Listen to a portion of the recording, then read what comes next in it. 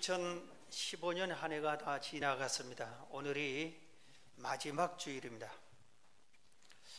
여러분, 지난 한 해를 돌이켜 보면서 문득 생각나는 게 무엇인가 한번 생각해 보세요. 지난 한 해 어떻게 내가 보냈나? 무엇을 힘썼는가? 한번 살펴보시기 바랍니다. 성탄 예배를 마치고 우리 부부가 지난 한 해가 너무 빨리 지나갔다고 그러길래 제가 이런 대답을 했습니다. 내년에는 더 빨리 갈 거라고. 갈수록 세월은 더 빨리 지나가는 것 같습니다. 그러나 참 감사하다. 언제나 감사할 것은 항상 있었습니다. 슬픔과 고통과 어려움도 많이 있었지만 그래도 감사할 것이 항상 있었습니다. 그래서 하나님 감사합니다 하는 대화를 나눴었습니다. 저는 올해 들어서 유난히 은퇴에 대한 생각을 스스로 떠오르기 시작을 했습니다. 그래서 보통 사람들이 은퇴하면 세 가지를 준비해야 한다고 하는데, 첫째는 돈, 그 다음에는 건강, 그 다음에는 친구, 이 세 가지가 꼭 있어야 된대요. 그런데 가만히 내가 살펴보니까 친구가 없어요. 고등학교 때 고향을 버리고 서울로 올라와 가지고 친구는 만나야 친구가 되는데 친구가 없어요. 서울에 올라온 친구들끼리는 잘 만나는데 거의 만나는 날이 주일날 아니면은 토요일. 그런데 토요일, 주일은 제가 주일이기 때문에 만날 수가 없어요. 그래서 친구가 없고, 또 교회를 개척했기 때문에 개척한 것에 모든 걸 쏟아부어서 돈이 모아진 것도 없고, 내 성격이 뭘 일하면은 몰두하고 아주 물불을 가리지 않고 일하는 성격에서, 그러다 보니까 건강도 많이 상실한 것 같고, 그래서 이게 안 되겠다. 그래서 하나님, 내 은퇴하면은 평안하게 해주세요. 좀 도와주세요. 은혜를 베풀어 주세요. 그런 기도를 저절로 하면서 은퇴를 기도를 했었습니다. 그런데 어느 날 하나님께서 저한테 크게 책망을 하셨어요. 뭐라고 하냐면, 너는 왜 아직 오지도 않은 은퇴만 염려하느냐? 앞으로 남은 기간 주의 일에 힘써라. 이런 말씀을 하셨어요. 그래서 내가 은퇴하려면은 기간이 남아있는데 그걸 은퇴하는데 시간을 보내면 되느냐? 지금 남은 기간에 더 열심히 마무리를 더 잘하기 위해서 힘써 있어야지. 이런 생각이 내가 잘못됐구나 생각을 들어서 즉시 회개하고 깨우치고 이제 은퇴 은자도 꺼내지 않기로 하고 기도를 바꿨습니다. 하나님, 부족한 종을 통해서 그동안 영광을 받아주셔서 감사합니다. 이후에 남은 기간에 그동안보다 더 큰 영광을 하나님께 돌리게 해주세요. 하나님, 우리 교회를 통해서 그동안 많은 은혜를 받아서 감사합니다. 남은 기간 동안에 우리 교회를 통해서 더 큰 영광을 하나님께 돌리게 해주세요 하고 기도를 이렇게 바꿔서 기도하기 시작했습니다. 그랬더니 하나님께서 희망천사 기도를 또 허락하셔서 그 기도를 위해서 열심히 기도하게 하시고, 더 이상 미루면 안 되겠다. 생명센터 대지 매입을 추진해야 되겠다. 하나님, 이제는 매입하게 해주세요. 기도를 방향을 바꾸고 추진을 하고, 그런데 또 길이 열려서 감사하게 생각을 하고 있습니다. 여러분, 지난 한 해 동안 여러분 무엇을 위해서 살았습니까? 한번 생각해 보세요. 그리고 새해를 앞으로 무엇을 위해서 살려고 계획을 갖고 있습니까? 한번 생각을 해보세요. 오늘 본문이 이런 내용에 대해서 바울이 말씀하고 있는 내용입니다. 오늘 본문을 12절부터 다시 봉독해 드리겠습니다.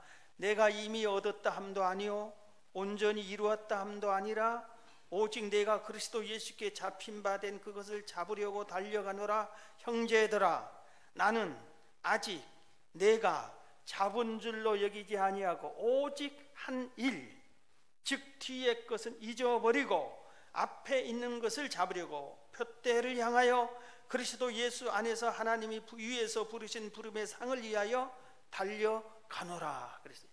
이 말씀이 사도 바울이 이 말을 할 때는 어떤 때냐면은 은퇴를 앞둔 때입니다.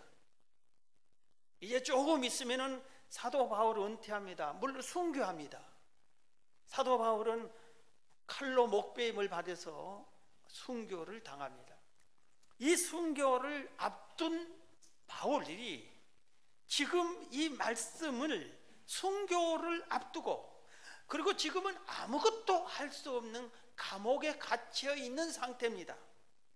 그럼에도 불구하고 바울은 고령의 나이에 그는 평생 건강하지 않았어요. 병을 달고 살았어요. 일생을. 그런데 나이도 들어서 병이 더 심해서 더 몸도 약해졌어요. 자유가 없는 죄수의 몸, 감옥에 갇힌 그 상태에서도 그는 쉬지 않고 인생의 마지막을 정리할 그 시간에 새로운 계획을 세우는 겁니다. 새로운 표대를 정한 그 향한 뜨거운 열정이 조금도 식지 않았습니다. 계속해서 지금은 고령이고 아무것도 할 수 없는 감옥이고 몸도 지쳐있고 할 만큼 일은 많이 해놓고 이 상태에서 이제는 쉬어야 할 때인데, 그런데도 그는 표대를 정한 그 일에 조금도 쉬지 않고 열정을 식지 않고 계속해서 앞으로 나아갔다 이것입니다. 왜 그랬을까요? 그 몸에 고령의 병든 몸에 감옥에 있으니 좀 푹 쉬면 되겠는데 왜 그랬을까요? 14절이 해답을 가르쳐 주겠습니다. 그리스도 예수 안에서 하나님이 위에서 부르신 부름의 상이 있기 때문에, 하나님이 나를 불렀을 때, 하나님이 나를 불렀고 나는 하나님 앞에 가서 서고 그때 내가 세상을 떠날 때 거기서 상을 줄 텐데 그 상을 위해서 내가 달려가겠다.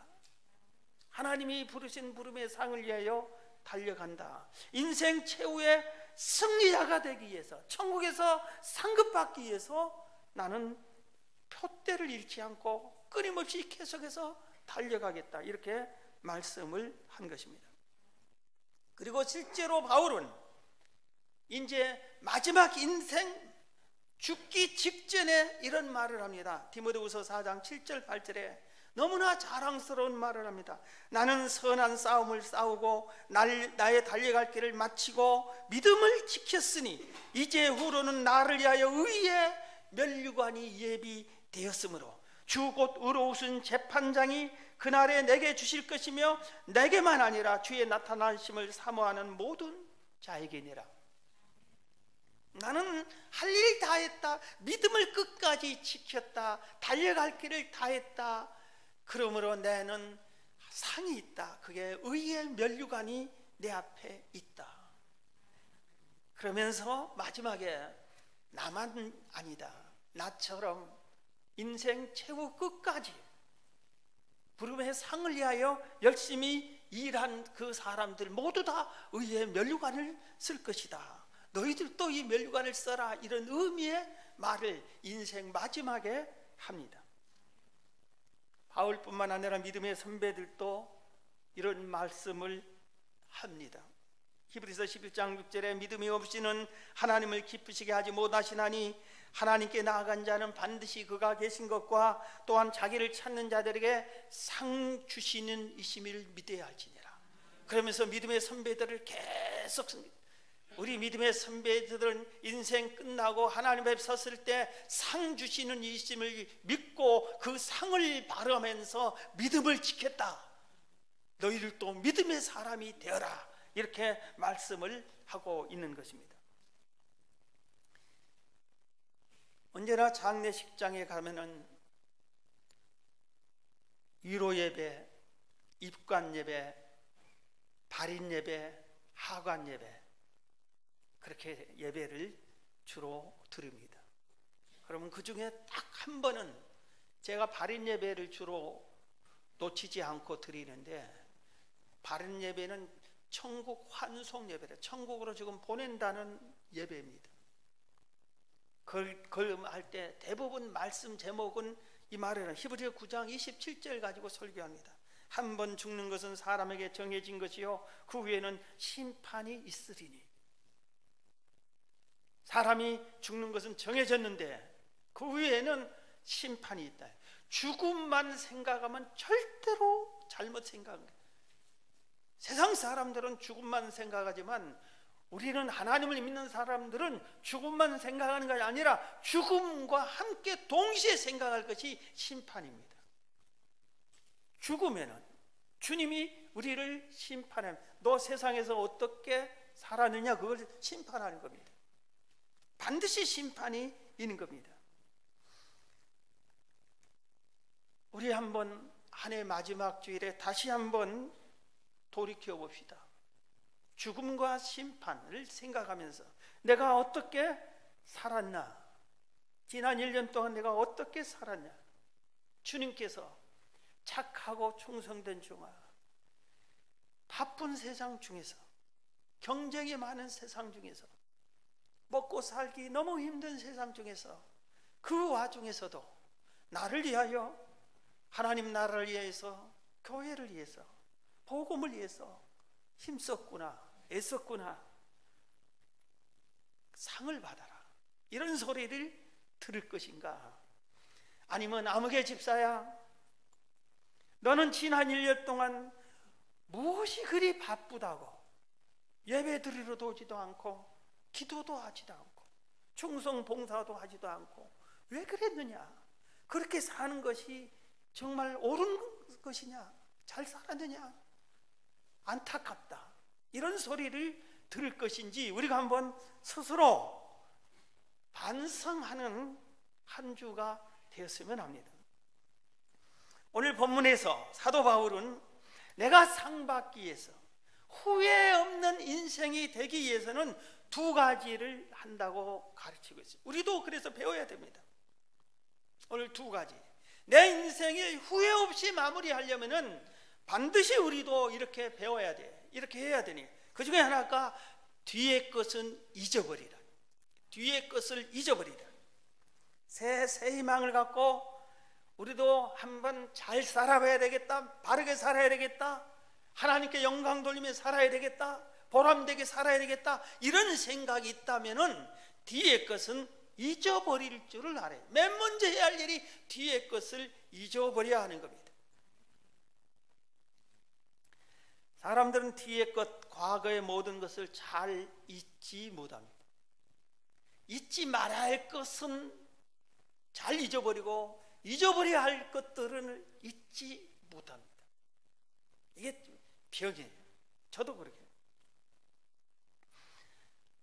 사람들이 이렇게 모으면은, 나이가 조금만 든 사람들끼리 모이면은 과거의 자기를 자랑합니다. 내가 이래봬도 과거에 이런 벼슬을 가진 사람이다. 지금은 벼슬이 하나도 없어요. 내가 얼마나 과거에 부자였는지 아느냐? 우리 동네에서 내 땅 밟고 다니지 않는 사람 한 명도 없었어. 내가 그렇게 부자였어. 근데 지금 가난해. 내가 과거에 얼마나 힘을 썼는지 아냐? 그런데 지금 몸은 약해 있어요. 여러분, 과거에 아무리 성공했어도, 아무리 큰 업적을 쌓았어도 오늘이 중요한 거예요. 오늘이 반역자면은 그는 반역자입니다. 오늘 아무것도 갖지 못한 자는 과거에 가진 것 소용이 없는 겁니다. 오늘이 중요한 거예요. 오늘. 그리고 우리 다가올 미래가 더 중요한 거예요. 과거에 그런 것이 우리의 오늘을 잘되게 해주고 그렇지 않은 것입니다. 과거에 우리의 잘한 것이 있고 선한 업적을 많이 쌓았고 뭔가 많이 봉사를 했고 이런 것이 있으면 잊어버려야지. 그걸 기억하면은 교만해집니다. 그래서 누가 인정해 주지 않으면 불평불만합니다. 내가 이런 사람인데 나를 왜 인정해 주지 않냐고, 나를 왜 칭찬하지 않고 나를 왜 상 주지 않냐고, 이런 마음이 듭니다.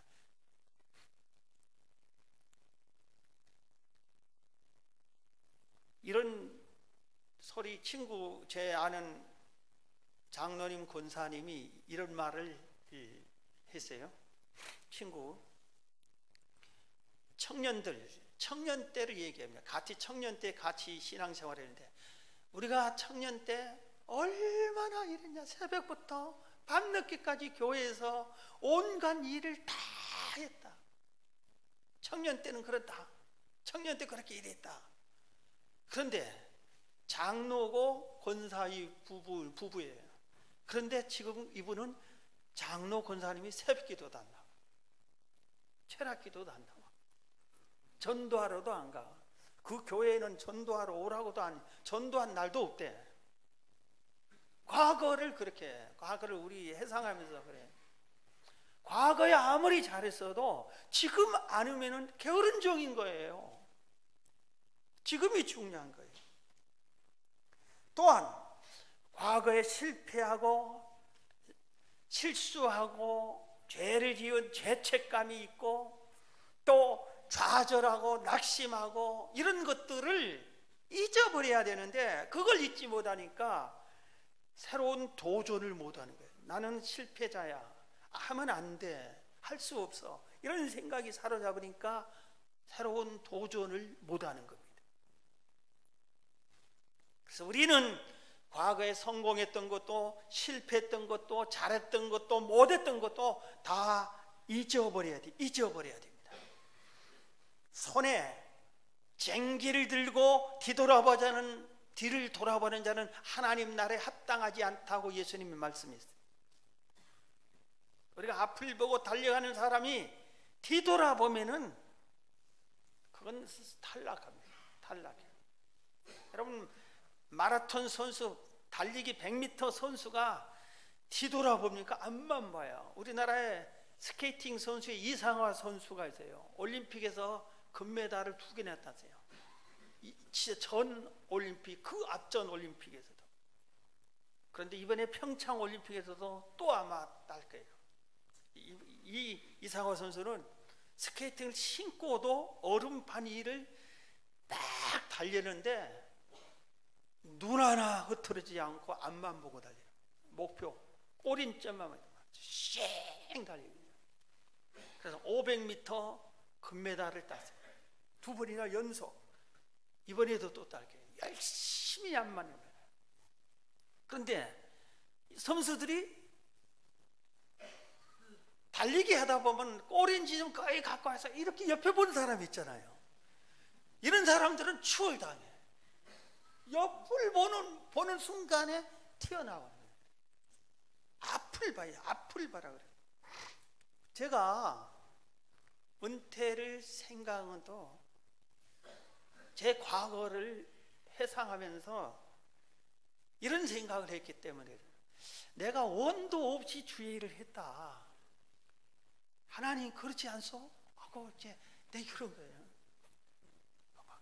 40일 금식 기도를 안 했냐? 산에서 100일간 철야 기도를 안 했냐? 산에서 내려오지 않고 기도하기로 40일 산상 기도를 2번이나 하지 않았나? 사람 아무도 없는 데서 그냥 성전에서 기도를 지금도 하지 않나? 한 끼 금식 기도는 10년간 했다. 코피 쏟아지게 했다. 원 없이 기도하고 원 없이 전도하고. 자타가 인정하지 않느냐? 나를 보면은 제발 좀 주일 좀 건강 생각하면서 하라고. 이런 사람이 맨날 얘기하면은 몸은 어떠냐고. 주일 좀 쉬엄쉬엄 하라고. 맨날 이런 소리 듣는데, 주여 이제 좀 서서히 좀 해도 되겠죠? 이런 생각이 든 거예요. 과거를 생각한 겁니다. 바울은 나보다 1000배, 10,000배나 더 일을 많이 한 분이에요. 바울은 기독교의 기초를 세운 분이에요.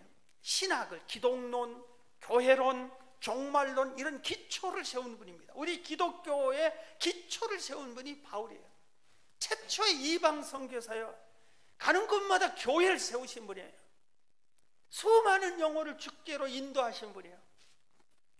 엄청난 주의를 했는데 노후에, 그것도 감옥에 갇혀 아무것도 못할 그때인데도 나는 과거는 잊어버리고 표대를 향해서 앞을 바라보고 상을 바라보고 이렇게 뒤의 것은 잊어버리겠다고 하는데, 나는 바울의 만분질도 못 해놓고 과거를 회상한 겁니다.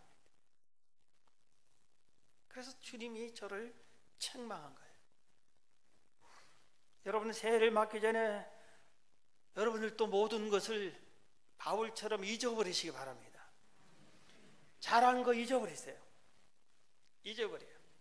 남에게 잘했던 거 잊어버리세요. 여러분, 경조사에 서로 갔는데, 내가 저 집은 결혼식도 가고 장례식도 가는데 우리 결혼식에 저분이 안 왔어. 얼마나 얄미워. 속상해 죽겠어. 두고 보자. 여러분, 그러면은 안 돼. 잊어버리세요. 잊어버려요. 그런 것까지 잊어버려요. 여러분, 큰 죄를 지어서 진실로 회개했으면 절대로 죄책감 갖지 마세요. 잊어버려요. 주님이 왜 십자가에 못 박혀 죽었어요? 그 고통당하면서 내 죄를 용서해 주려고 했는데 죄책감 갖지 마세요. 잊어버려요. 그동안 게을렀던 거 잊어버려요. 실패했던 거 잊어버려요. 패배했던 거 잊어버려요. 성공했던 거 잊어버려요. 다 잊어버리세요. 그래서 이제 새로운 해가, 새 출발을 한다. 내가 새로운 해를 맞이해서 이런 자세로 잊어버리고 새해를 맞기를 주의 이름으로 축원합니다. 자, 바울이 인생 최후의 승리를 해서 한 가지는 잊어버렸지만, 두 번째는 표대를 향해서 달려간다고 그랬어요. 달려간다고. 14절, 표대를 향하여 그리스도 예수 안에서 하나님이 위에서 부르신 부름의 상을 위하여 달려가노라 그랬어요. 표대를 향하여 달려간다 이겁니다. 표대를 향해 달려간다. 여기서 표대를 뭘로 정하느냐에 따라서 우리 인생이 실패하고 성공하는 겁니다. 여러분, 표대가 뭐예요? 새해 표대가 뭐예요? 올해 표대를 뭘로 잡았습니까? 이 세상에 많은 사람들이 승진, 사업 성공, 권세를 얻는 것, 대학 합격, 결혼, 재물을 얻는 것, 이런 것들을 정합니다.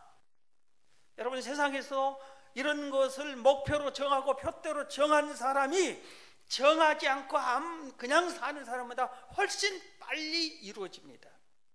우리 예수 믿는 사람들도 이런 것들을, 이런 표대를 정하고 남보다 더 열심히 잘 성공해서 하나님께 영광을 돌리는 것이 좋습니다. 그러나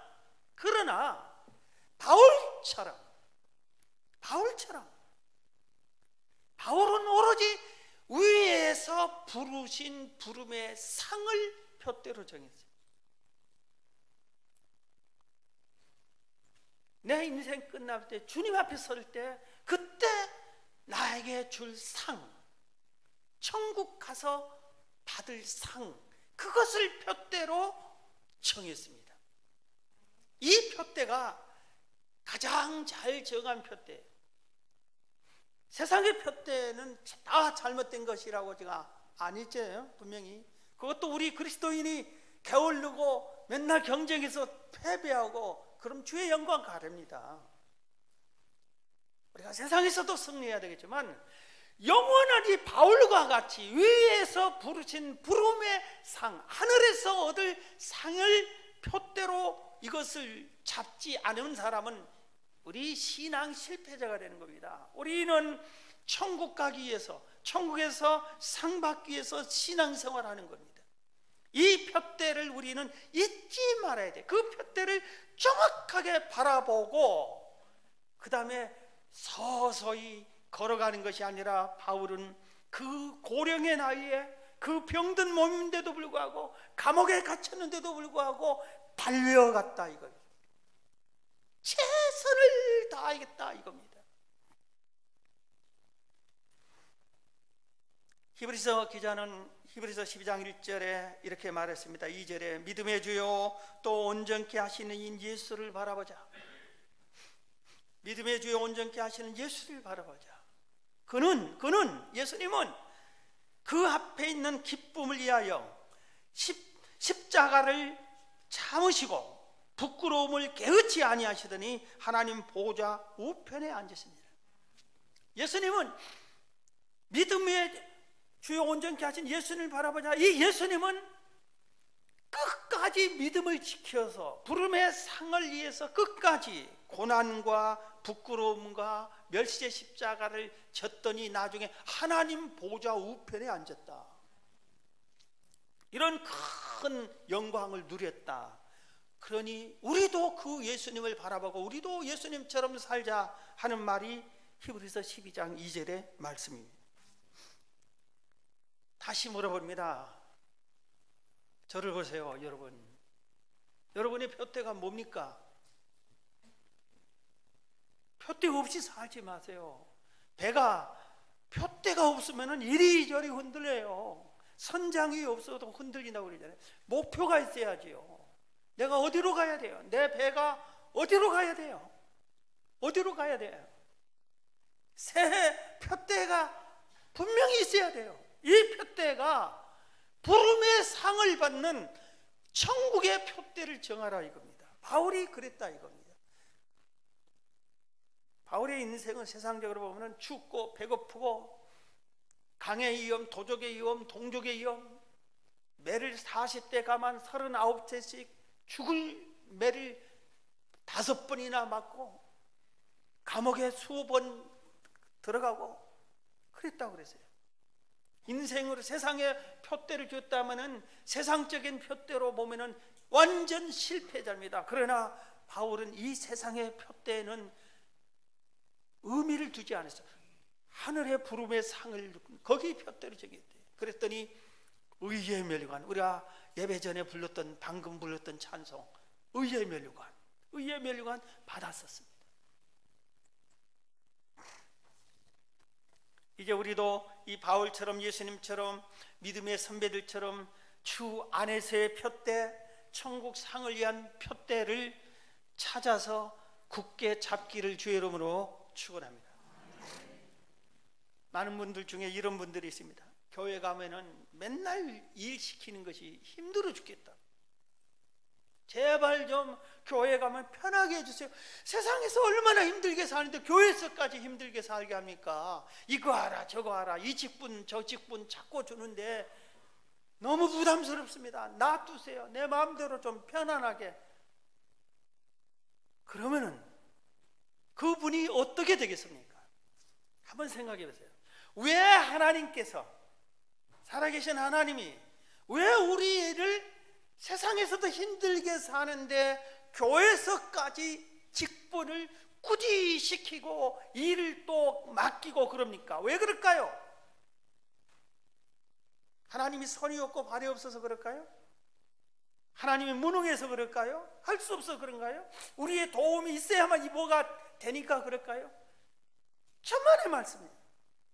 하나님은 전능하시에요. 김 집사가 안 하면은 교회가 무너질 것 전혀 그렇지 않습니다.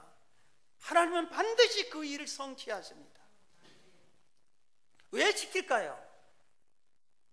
우리를 사랑해서 너도 뭔가 하늘나라의 표대를 위해서 부름의 상을 위해서 일을 해야 상을 받지 않겠냐. 우리 상 받게 하기 위한 것 오직 주의 뜻은 나를 사랑해서 너 세상에서 살다가 내 나라 올 때 상 좀 받아라. 상 받게 하기 위해서 일을 시킨 것입니다. 그 예로 마태복음 26장 53절에 보면은 예수님이 겟세마네 동산에서 자기를 붙잡으러 온 무리들을 향해서 베드로가 칼로 막 방어합니다. 그때 베드로를 책망합니다. 예수님이, 야, 너는 내가 내 아버지께 구하여 지금 12군단 더 되는 천사를 보내시게 할 수 없는 줄 아느냐? 내가 지금 나를 잡으러 온 저 무리들을 천사를 불러서 단칼에 없애려면 얼마든지 할 수 있는데 이걸 몰라서 안 한 줄 아느냐? 내가 십자가에 죽어야 되니까 참고 있는 것이지. 하나님이, 예수님이 천사를 시켜서 교회 일 다 할 수 있어요. 천사들의 청소하면 얼마나 반질반질하게 해주겠어요. 식사당번 천사들이 하면 하늘 양식을 마늘에 내줄 거예요. 얼마나 맛있게 잘하겠어요. 그런데 왜 우리를 시킬까? 힘들어 죽겠는데, 피곤해 죽겠는데. 그런 일이 주 앞에 갔을 때 상 받을 점수가 되는 거예요. 아무것도 안 하면은 아무것도 한 것이 없어요. 상이 줄 것이 없다 이겁니다. 한 분을 소개하고 오늘 말씀을 정리하려고 합니다. 헝가리에서 아주 돈도 많은 귀족의 딸로 메리안 프레멘자라고 하는 어린이가, 여자아이가 태어났습니다. 그 집이 대궐 같은 집이에요. 성과 성. 그러니까 수많은 하인들 또는 하녀들이 수종을 들었습니다. 그리고 개인 운전사가 있고 개인 가정교사가 있고 무엇이든지 말만 하면 되는 거예요. 다 이렇게 수종들어서 공주같이 이렇게 살았습니다. 여행을 어디 갈 때도 자기 침구를 싸가지고 여행을 가요. 남들이 덮었던 이불은 싫다 이겁니다. 자기 거. 여행을 다 해도 그랬어요. 얼마나 고귀한 삶을 살았는지 모릅니다. 18살에 의사와 결혼을 했는데 1년 뒤에 헤어집니다. 마음에 차지가 않은 거예요. 그래서 배우가 됐습니다. 미국 할리우드에서 아주 젊고 멋있고 유능한 감독하고 재혼을 했습니다. 그리고 거기서 아주 활발하게 활동을 했습니다. 실제 사건이에요. 실제 인물이고.